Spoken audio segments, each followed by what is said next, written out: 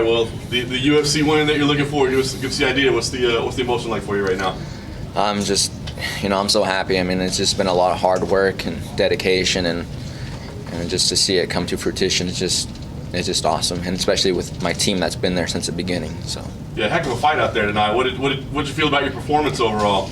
I felt that it was good. I got to show a lot of my skill set, because Jin-Sun is he's pretty tough. He's pretty hard to take out, so I feel pretty good about it. Type of fight you were expecting? Oh yeah, I knew that if Peter Yan couldn't take him out, that it was going to be pretty tough, because Peter Yan's doing pretty good right now. So I knew I had to be there for 15 minutes and keep up the pace. No question. Talk about this versus your first experience. How did you feel? Was there more comfort? Was nerves, physical? I mean, what was different tonight? Still same nerves, even though I prepared for this fight for 6 weeks.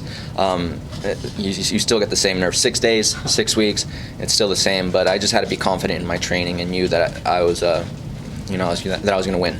Judges gave a split decision in the first fight. I don't know if you saw it or not. So I just wonder how, when you lined up for the decision, were you feeling comfortable, or how did you feel? I knew that it was close, but I felt that I was either going to win the split or unanimous. Yeah. Lastly for me, now with this in your back pocket, what do you want to do next? Is there a date you got circled on the calendar, an opponent? What do you think? No, just go home and rest up, be with my kid, and then just grow from this experience and maybe get 1 or 2 by the end of the year. Speaking of growth, how much have you grown as a fighter coming off that first loss over the past 6 months or so?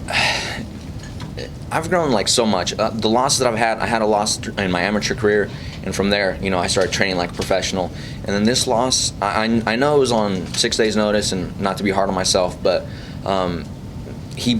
my last fight, he did beat me skill for skill. It's not like we went 15 minutes and he beat me in a decision. He beat me skill for skill. So I just knew I had to be sharp in there, be focused, and be in the fight. You told John Anik in your post-fight interview that y'all expected him to be a little bit stronger in the clinch, and you actually outclassed him in every single aspect. Did you expect to do that as well? We wanted to avoid the clinch, but I felt that he wasn't doing anything from that position. He was just kind of holding me and maybe looking for a takedown.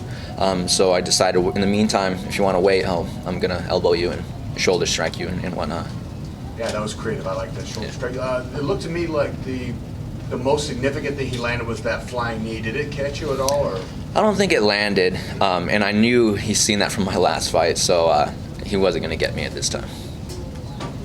You had said that you took your last fight on just 6 days' notice, and earlier in another interview you said it really didn't affect your rhythm too much. But now that you had a full camp coming into this one, did you notice a big difference at all? Yeah, well, I mean, especially in my cardio and whatnot. Yeah, it showed tonight. It was a tough fight, and I was there for 15 minutes.